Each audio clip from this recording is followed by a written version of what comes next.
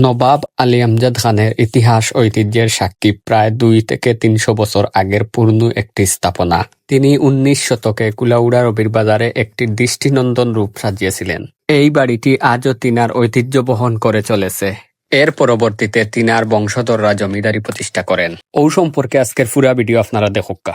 আসসালামু আলাইকুম ভিউয়ার্স, আশা করি আপনারা সবাই আছেন ভালো, আমিও আছি ভালো। তো আজকে আমরা সিলেট বিভাগের কুলাউড়া উপজেলার মৌলিয়াদার জেলার কুলাউড়া উপজেলার রবির বাজারের একটা ঐতিহ্যবাহী একটা জায়গা দেখাইমু আপনারারে, যেটা হইল পিতিম পাশা জমিদার বাড়ি অর্থাৎ নবাব বাড়ি নামে পরিচিত।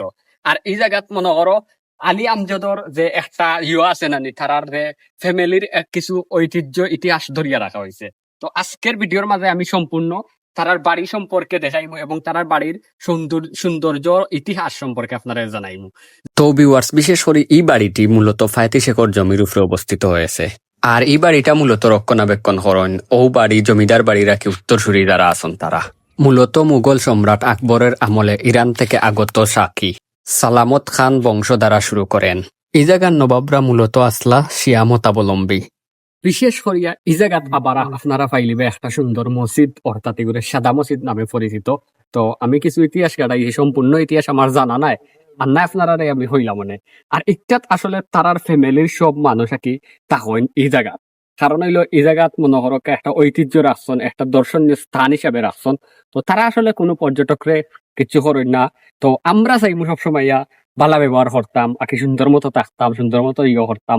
কিন্তু এই আড্ডাই আর কি এগুলা না মারাটা আমার মনে হয় মেবি ভালো হইব।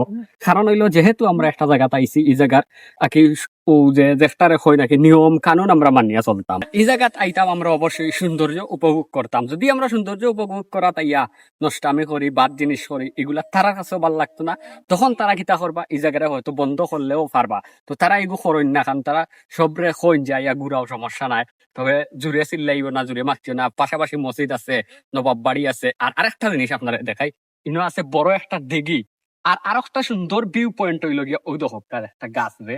এই গাছের তলা আসলে অনেক বেশি সুন্দর। আমার স্টোরেজও জায়গা নাই, এর লাগি ব্লগ আমি সরি, কারণ সুন্দর মতো তুলিয়া ধরবো আরেকদিন এই জায়গাতে আমি অবশ্যই আইমু। কারণ আমার সব থেকে রবির বাজারের মধ্যে অন্যতম এবং ভালো লাগছে এই জায়গাটারে। তো অতক্ষণ পর্যন্ত বালাটা হক্কা, সুস্থ হক্কা। নেক্সট ভিডিও আপনার লগে আবার দেখা। আল্লাহ হাফিজ।